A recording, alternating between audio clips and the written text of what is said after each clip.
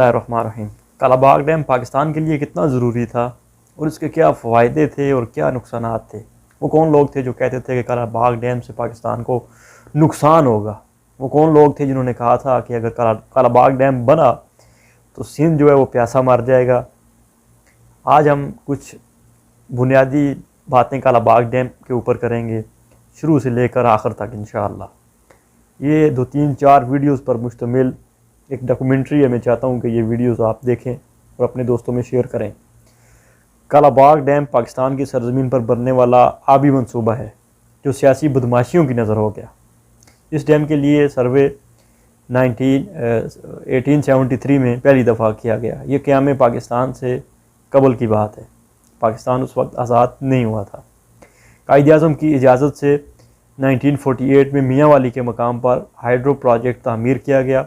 भारत ने पाकिस्तान का पानी बंद कर दिया था। पाकिस्तान इस मसले को वर्ल्ड बैंक के पास ले गया, फिर एक माहदे के तहत हमारा पानी खोला गया। अब जी आ जाते हैं अयूब ख़ान का दौर। अयूब ख़ान ने पानी की अहमियत को समझते हुए पाकिस्तान में कालाबाग डैम और मुख्तलिफ़ डैमों की तमीर के लिए फ़ौरी इक़दाम किए।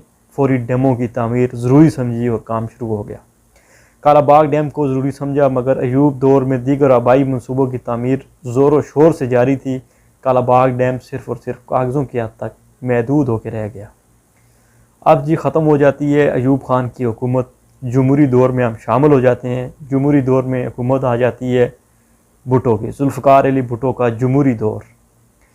इस जमहूरी दौर में पाकिस्तान के जो सियासी जमहूरी लीडर थे उन्होंने कालाबाग डैम की मुखालफत करना शुरू कर दी और ये कहा कि ये डैम पाकिस्तान के लिए मुज़र है, इसको नहीं बनना चाहिए।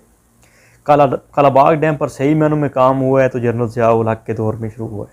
जनरल ज़िया के दौर में खुसूसी तौर पर डैमों के माहिर डॉक्टरों ने कमेटी बनाई जिसने कालाबाग डैम के हवाले से रिपोर्ट पेश की है और ये रिपोर्ट 1983 में पेश की गई है। ये रिपोर्ट क्या कहती है?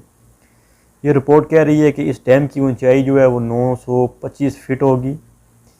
6.1 मिलियन इसकी जो है वो स्टोरेज कैपेसिटी है। इतना ये पानी स्टोर कर सकता है। 5 साल इसको लगेंगे बनाने में, ज़्यादा से ज़्यादा अरसा, और कम से कम 3 साल। ये मुल्क के 50 लाख बंजर रकबे को जो है वो सैराब कर सकता है और $8 बिलियन इसकी तामीर पर ख़र्च होंगे। $8 बिलियन। 5000 मेगावाट बिजली जो है ये पैदा कर सकता है। ये कुछ फ़वाइद हैं कालाबाग डैम पे। बाकी वीडियो इंशाअल्लाह नेक्स्ट पार्ट में होगी। मैं चाहता हूँ ये वीडियो आप अपने दोस्तों में शेयर करें कि कालाबाग डैम पाकिस्तान के लिए कितना ज़रूरी था और इस कालाबाग डैम पर बहुत से लोगों ने जो है वो सियासत की।